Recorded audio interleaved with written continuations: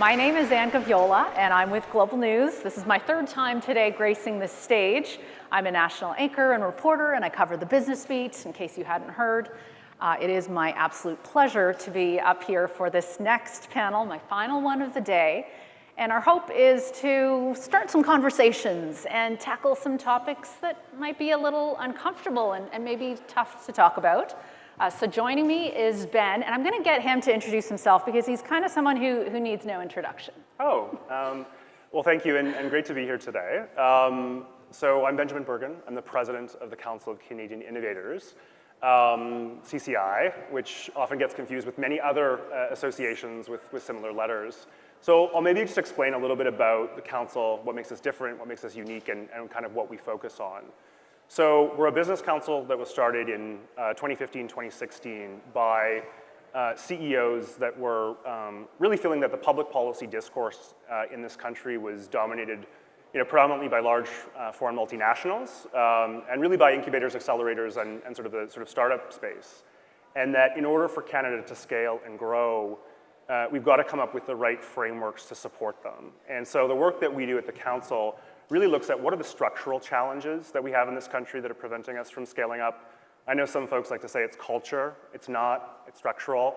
And how do you begin to create an ecosystem that allows us to go from bronze to gold as a country? And so we look at kind of four levers: capital, talent, customers, freedom to operate, which is things like IP, data, standards, and regs.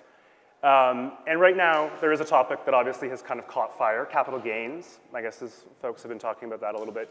Just a little bit. Yeah, just a little bit. And so we look at how do you build that correct framework to support innovators, to support firms from scaling, growing, and building wealth and prosperity for Canada. Now, before we get into, you mentioned it, it's kind of the big pink elephant in the room. We will touch on it, we will not dwell on it though, but it is important to talk about the thing that people are thinking about and talking about. I would like to talk just a little bit about how you got to how you landed where you are today, because it's an unusual path, and I think it's really interesting, and it informs people in terms of the lens that you bring, the lived experience, and like why you're sitting here across from me. Yeah. So I will just preface, a little dark what I'm about to say, and no need to come and apologize about what happened, but essentially I was a university student in Toronto, ended up getting gay bashed, and really struggled with that.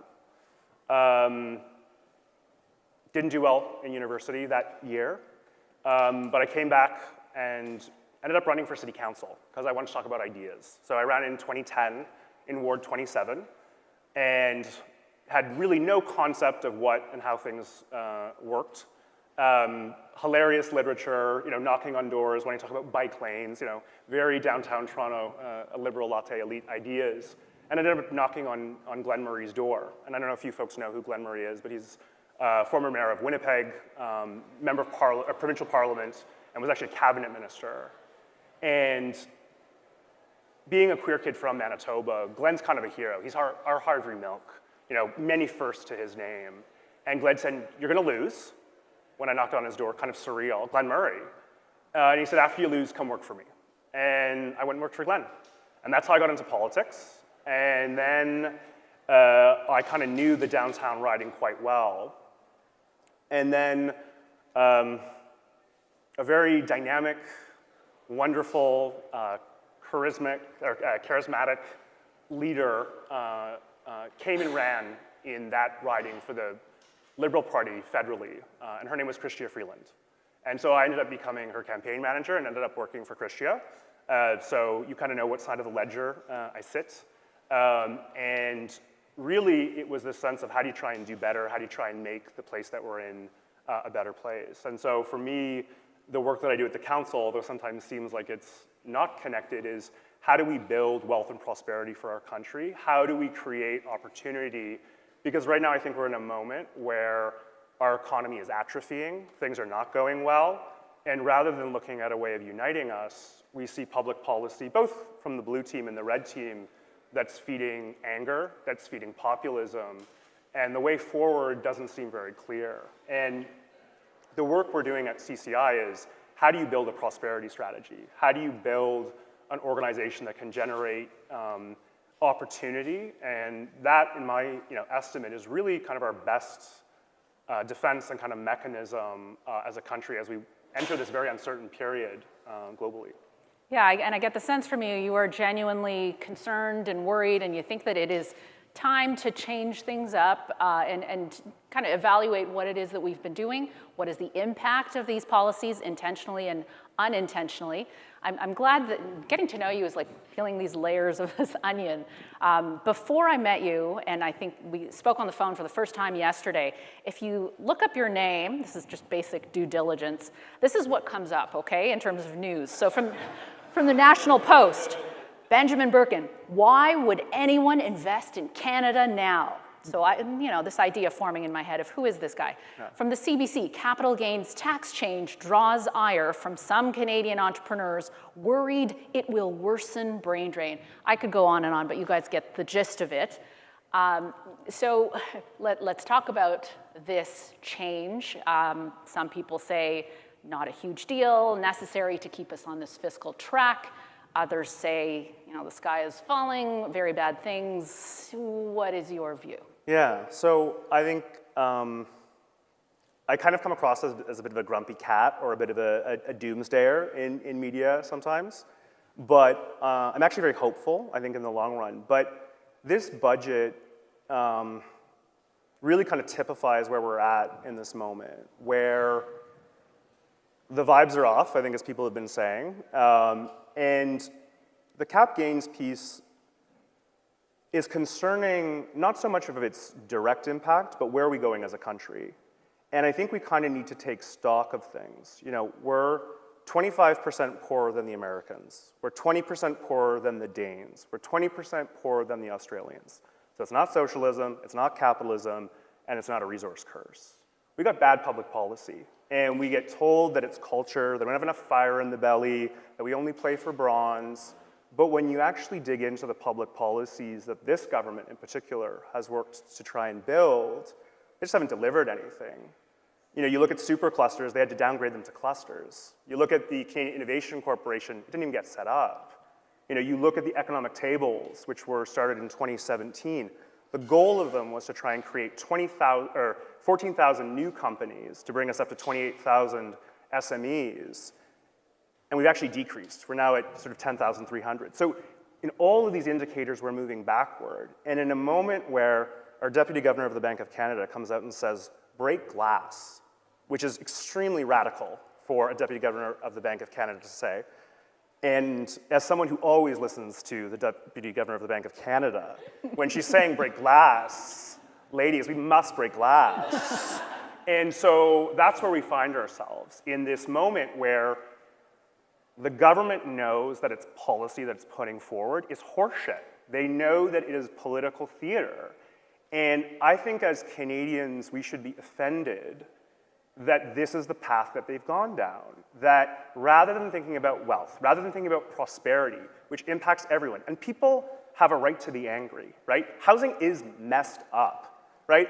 I joked with you. I own a house in downtown Toronto, but I have to rent out 4 rooms in my house in order to pay for it, right? Young professional, went to school, did all the things right, but things are not working. And in a time when you've got this declaration from the Deputy Governor of the Bank of Canada around productivity, saying you need to crowd in investment, you need to create more opportunity for entrepreneurs to be successful, the government decides to put a cap gains tax on it. And it might not be the death blow to the ecosystem, but it sure as hell does indicate that they're coming for you and that they don't have a way of getting and creating prosperity. And the concern that I have is we've had 8 years of failed economic development. What does the next 8 years look like?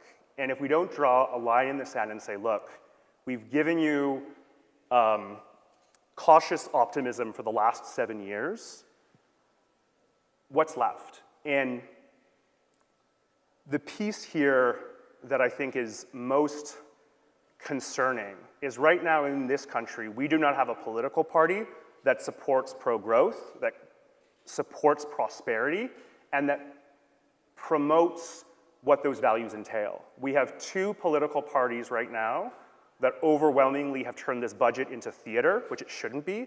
This should be like the good governance piece of things. And they're both appealing to angry groups of people because they're rightly angry and trying to say, whose fault is it?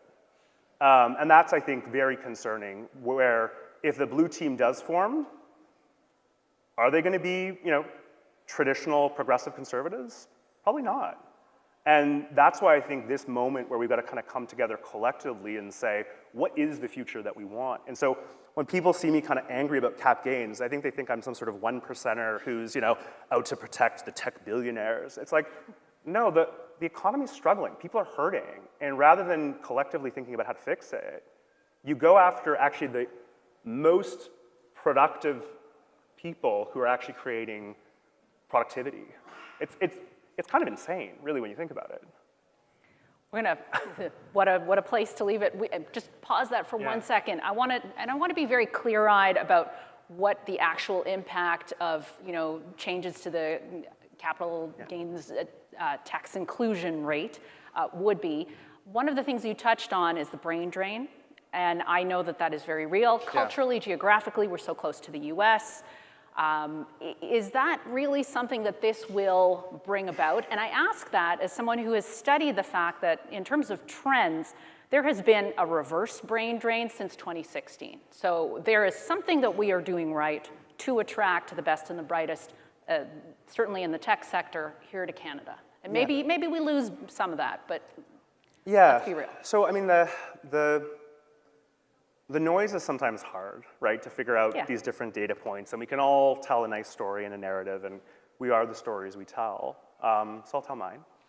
And what I would say is that if you look at computer science graduates, let's just use them as a litmus test, 2/3 of them leave and go south of the border or other jurisdictions. So we're educating, thousands of people and they're leaving. And this might be kind of a jerk thing to say, but they're probably some of the best people that are leaving, and we often celebrate them. U of T puts out a nice note that some amazing graduate went to Google, and I'm very happy for those people. I'm not besmirching their opportunity, but at the same time, why are we not building pipelines of helping build companies here? So from just that one metric, you're seeing huge numbers of people leaving, but it applies to STEM. 1/4 of all STEM graduates leave and go elsewhere, and so how do we build a system where those people don't need to leave, where there is opportunity? And I think the whole net gain piece is interesting, because the question is, are those folks building and working at new companies, or are they working at foreign multinationals, which we're supporting? And I think we do actually have a moment, and you saw the tech community actually rally back in 2016, Muslim ban, not a Muslim ban bullshit. And we basically said, come to Canada. And we were this place, this wonderful community that accepted people from all over the world. And that's our strength, right? That's part of our magic sauce. Yeah, and it wasn't that long ago. Yeah, but the world's changed so quickly where you're now speaking to people about coming to Canada, and they're like, oh, I couldn't afford to live there. Oh, San Francisco's cheap compared to Toronto, right? And so that's the thing, is that we broke something that was working, and that's also really concerning. Right? So how does this play out? So I think on something like cap gains, it's just going to make it harder. And now's not the time to make it harder. It's to make it easier. It's to help these folks build companies, create wealth, create prosperity. That context is really important. I also want to talk about the productivity piece of it. You mentioned that the Deputy Governor of the Bank of Canada said, this is an emergency. This is something we really need to address. And important to note as well, the central bank is different from the federal government, just in terms of us understanding and recognizing that. But on the productivity part of it, Canada has always lagged the US. It's just how we do. And I would argue there are some things that we don't measure when it comes to productivity. They're important to Canadians that maybe are not represented there, but that we enjoy. But it does feel like, the net outcome is that Canadians work harder, take home less, and that's not what we can do better than that. Yeah, no,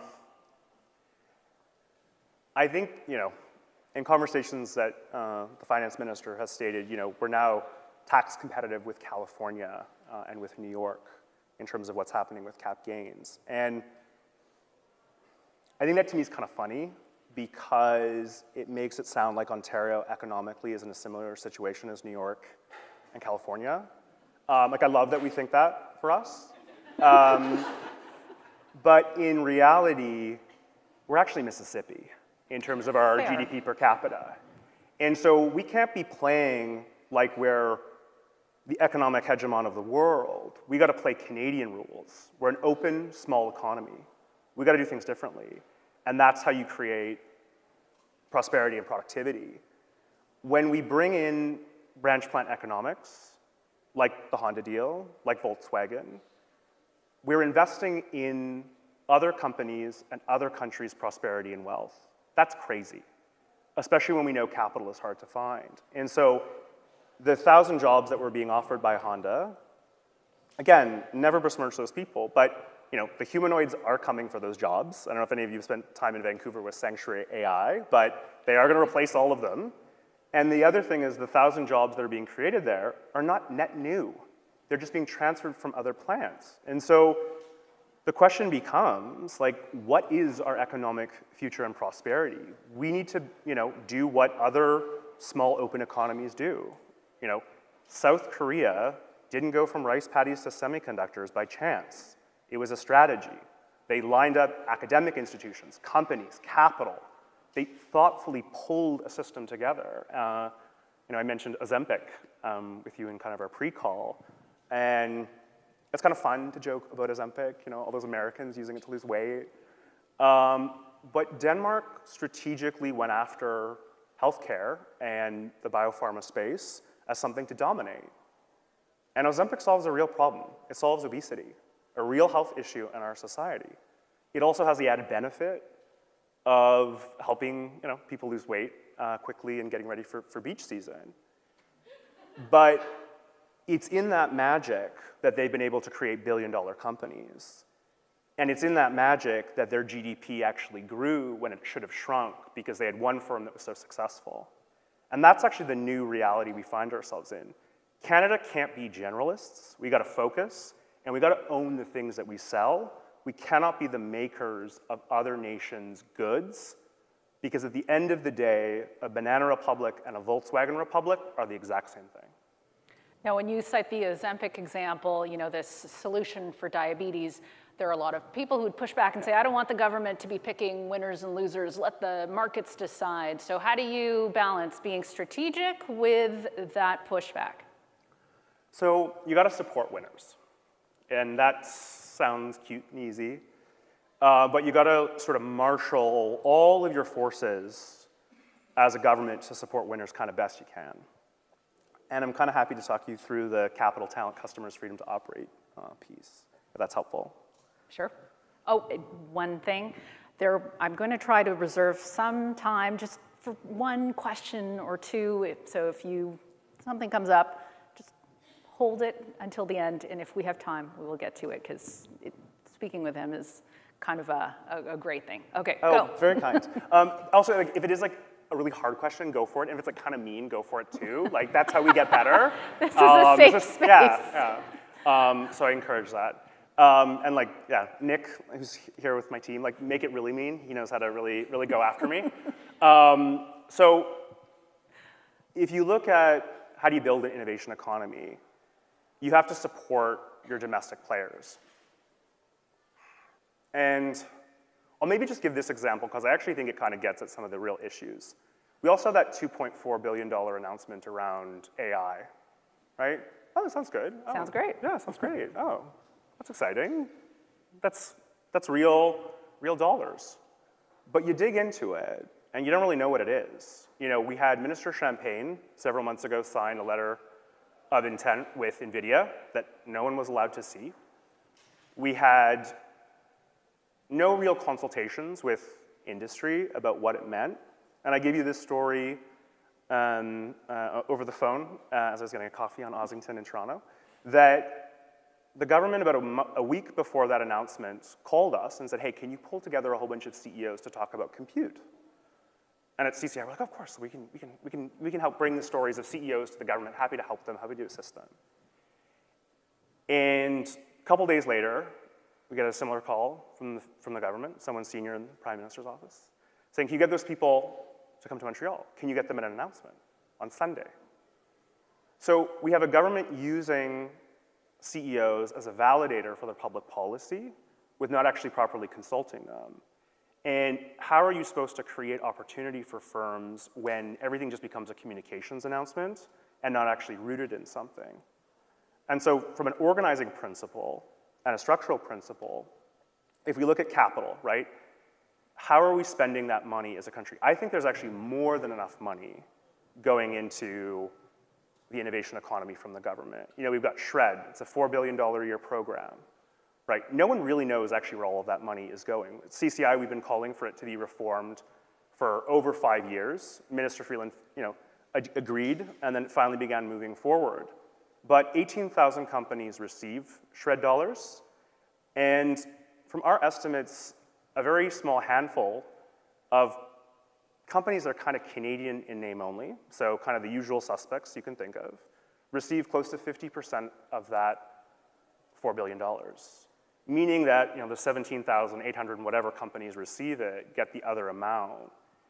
And it's come to light that Huawei, up until relatively recently, continued to get that money. So not only are we funding, again, the R&D of other countries, but we're also doing it from companies that are adversarial with us. And that's just on kind of the capital story, and that's just one program. We look at something like talent. Does anyone know about the global talent stream that was created a number of years ago? Quite a few. A few. So that program was originally meant for foreign multinationals. So, set up an office here, and then you could bring and hire folks around. And how we kind of found out about it as an organization was that Microsoft was given a whole bunch of LMIA exemptions, meaning they could bring anyone from the world to Vancouver to work in an office that they had built right downtown. And we had said, why are you providing Microsoft with a benefit that you wouldn't give a Shopify, that you wouldn't give a Lightspeed, that you wouldn't give a D2L, that you wouldn't give domestic firms? And the government's kind of response was, well, they're building an ecosystem. They're building a community in Vancouver. These are good folks that are really helping to stir things up. It turns out that Microsoft in emails was referring to the Vancouver office as Alcatraz. So you would be sent to Vancouver from wherever you were in the world. You'd spend 1 year there, and then basically based on our agreement, you would then get shipped down to headquarters after it. And so here we have a foreign multinational firm getting a benefit we won't give our own firms, but we will give to them, and it turns out they're not even building the community that they tell us that they're building. And so that's kind of the absurdity when we look at things like immigration policy. Now let's move over to procurement. It is the year of procurement, or at least that's what we're trying to get into everyone's head. So if you hear people talking about it. And let's be clear, I'm not saying we should just buy Canadian for the sake that it's Canadian, right? I'm not saying, who cares about healthcare standards? Let's just buy needles from Canadian companies because that's the way to do it. Literally no one is saying that. Yeah, but some people do, right? When you say oh, just procure Canadian, everyone thinks you're make Canada great again, or some sort of, you're for autarky or shutting down the border or some kind of craziness. But look, when there is opportunities for us to support and buy domestic procurement, Mariana Mazzucato talks about this all the time, right? It's the greatest economic stimulus that you can create. It builds capacity, it builds companies. It's better than any grant, it's better than any other program. And so, are we doing it? And you look at all indicators, and there's apps that apparently we don't know how to procure as a country, which seem pretty basic. RiveCan, wink wink, nudge nudge. There's payment systems where I think folks are still trying to figure out how much money they owe Revenue Canada because they were overpaid through Phoenix. But it just goes down the line. And so how do we actually help SMEs sell into government, right? We're spending all this money on SHRED and IRAP and clusters and all these things, but then they don't actually get us as a customer, and they got to go south of the border? It's crazy. And then the last piece I would say is freedom to operate. And this is the ephemeral stuff, right? This is what makes tech special, different than the traditional economy, and why we're sort of in this new moment, right? It's things like IP, it's data, it's standards and regulations. It's all of these different components. And as a country, we've just been really bad at it. We spent a whole bunch of money on Vector. Is anyone here from Vector? I'm sorry, just very quickly. I apologize. We spent all this money on Vector, and at the council, we kind of raised our hand and said, like, what's your governance structure on IP leaving the country? You're spending all this money on education opportunity. And we were kind of told, like, pipe down. You know, you guys don't know what you're talking about. Pipe down. Well, fast forward a year ago, about 300 foundational IP patents came out of Vector. Like it's like buying land in downtown London. You know what I mean? Like, it's mint in terms of what and the quality that it is. Of about 297 patents, I think it's 8, the number might be wrong, but there's a Globe and Mail article about it, but there's maybe 8 patents that have remained in Canada. All of them have gone to foreign multinationals, usual suspects. And so here we are as taxpayers funding for the R&D of large multinationals and not actually getting a return on it. So we're not playing for the future of the economy. And when people tell me it's cultural, it's not, it's structural. And that's actually an exciting thing, to be very honest, and I think something to be optimistic about. At least there's something to be optimistic about. I would say structural things are tough to tackle and change. One last question before I see if anyone in the crowd has something. What is the one thing that you'd like everyone to remember when this fleeting conversation is over? Yeah, that's a good one. So, I am actually like an idealist after all the nonsense I just said at you. Like, I really am. And I really do believe in Margaret Mead and her quote, a small group of committed citizens changing the world. It's the only thing that can and the only thing that ever will. I think I butchered that. Apologies for any Margaret Mead experts out there. But it's true, right? It's a group of people getting together and building systems that become powerful, that create agency, and that move things forward. And I have another economist who I love, Jane Jacobs. I don't know, any urban planning gay nerds out there? Yes, no, yes, she's fucking awesome. Jane, said, first you build the city, and then it builds you. And the reason why I'm saying it from a urban planning perspective is because we all live in cities. We all know how they work. We're all experiencing them. We all live in them.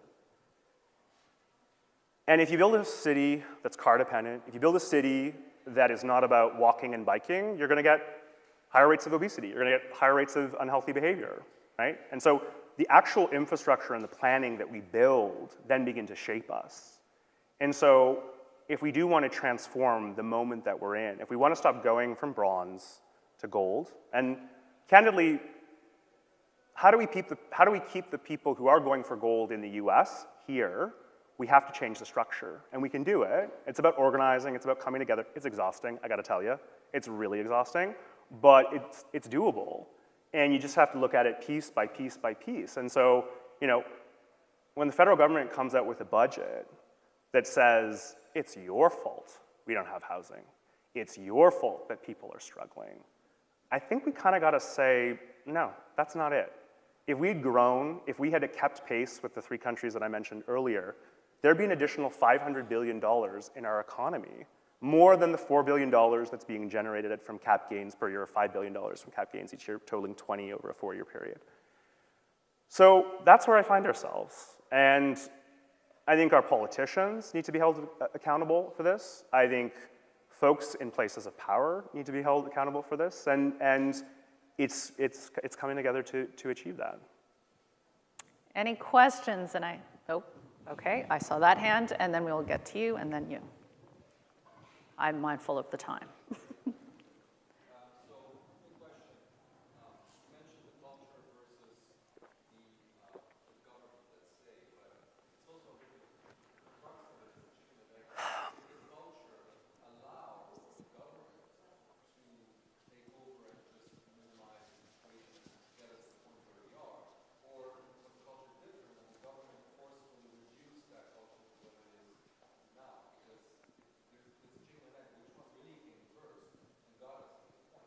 Yeah, so I think things like slowly move, and I'm going to say something that will probably make me have to start a car that I get in with a remote. We have two really big elephants that we have to deal with. Maybe three, no, two, in our country. One is we have a branch plant foreign multinational perspective that permeates everything. Go look who's on the Business Council board. Go look who's on the Chamber board. The policies coming out of a lot of the organizations in this country favor foreign tech, and the policy feedback loops that we have favor foreign firms. I'll give you an example. When NAFTA was being renegotiated, we were the only business council, because we're kind of crazy, that said specific things on things like the dispute resolution system on IP, that said certain things about copyright. All the other chambers and business councils were being fed information and ideas from the US through their subs. And so when the government goes and consults with industry, they're actually consulting with Americans. So it's not leading to capacity building. It's not leading to us building better companies. It's not leading to us being able to compete. So we've got to address that at some point. I think that is a real challenge where we have to properly address it. You know, we live in a digital world and everything's interconnected. I'm not for autarky, I'm not for shutting down borders, but we got to be smart on this stuff. No other innovative country that's winning right now does what we're doing. That's crazy. So we got that. And then we've got some internal challenges. We've got oligopolies in our system. Let's call them some of the FIs. Let's call them some of the telcos. It's the Canadian way. Canadian way. And they're entrenched within certain systems, and they stifle innovation. They have successful advocacy groups and lobby groups, and make it really hard for things like fintech to move forward, make it really hard for certain transformations to occur. And so we have within our system no real space that actually supports the entrepreneur.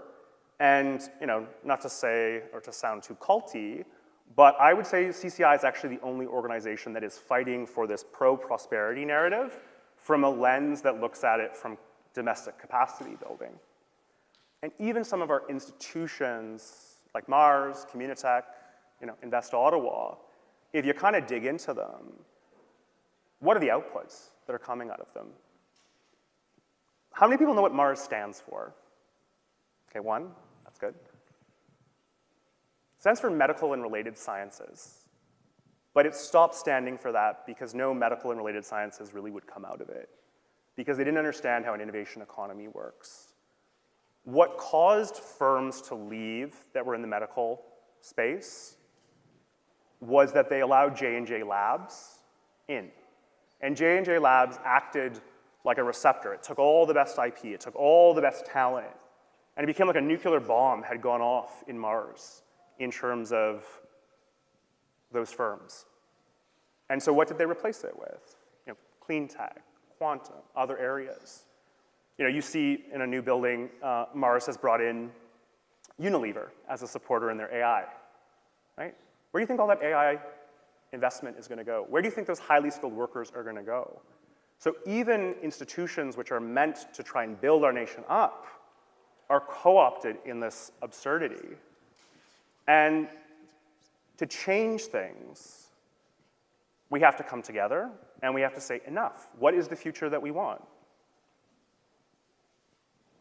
Question number 2, and we have to keep both the question and the answer very brief. Go ahead. Moving quickly here. Oh, sorry. Okay. I need sneakers on. Sorry, guys. Just gonna walk through. I didn't see that. That's not an accurate depiction of Mars, Ben. I'm sorry. Sometimes, for those of you who don't know me, Krista Jones, Chief Delivery Officer at Mars. I've been there for 15 years.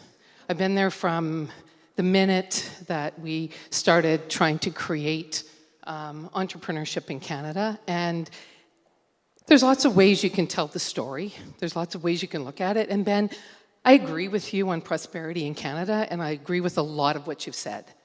And I actually agree with the reason for CCI to exist And I really support the work you're doing. There's no need in Canada today to actually be calling out other organizations without the facts, without the details, without understanding that we have different mandates, different governance, different realities in terms of what we're dealing with. And I think in Canada, we're trying to be supportive of the ecosystem. We saw exactly what happened with the capital gains. We've been speaking out about it in our way. We are a neutral convening body. We're not the researchers. We're actually a platform, we're a building. We have to make rent. We have to pay for developers. We don't just do things for the government. And all I'm going to say is that it's unfortunate that you had to go there today. And I really regret that for you, because it just makes it makes this not about the fundamental, really powerful message you were delivering. And so anybody wants to talk to me about Mars and any of those facts, I'm here. Come talk to me. I'm more than happy to talk. Are we perfect? Hell no. Who is? Are there things we could have done better? Sure. Are there things I'd like to do different tomorrow? Absolutely. But I stand behind the organization, and I stand behind the purpose and what we are trying to accomplish for Canada and what we're trying to do for good. And I just wish that maybe then criticizing us from the outside, you can come and have a conversation. Journalistically, I certainly appreciate you setting the record straight. It is important to have many sides to stories. They can be told in different ways. There are ways to fact check things as well. I'm just mindful of the time as well. Just when we were getting to the spicy stuff. But there is, and to be... Two seconds, yeah, just very quickly. So,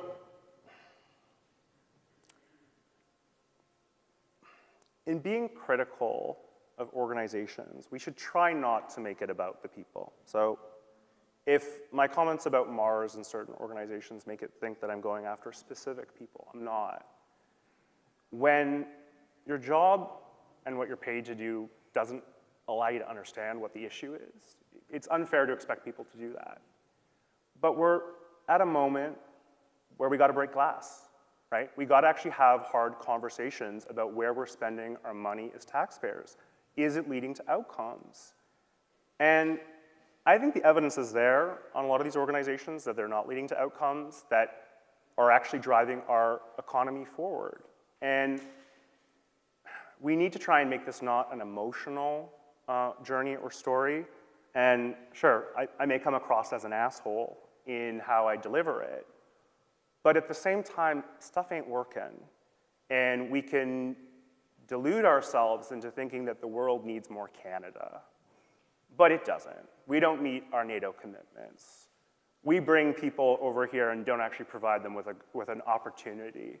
We force them to become Uber drivers who are doctors. We can't build housing for them. The world does not need more Canada. Canada needs to get it together, and Canada actually has to ask itself some hard questions about what type of country we want to be. And if we can't talk about funding organizations that might not be able to deliver on what they're promising, I think we're in trouble. And that maybe is kind of the message, is how do we actually have some of these deeper, more challenging, more awkward conversations going forward? That feels like the right place to leave it, although I'm mindful of the fact that there are still discussion points. You can meet up with Ben afterwards, and there's always LinkedIn for that. Thank you so much.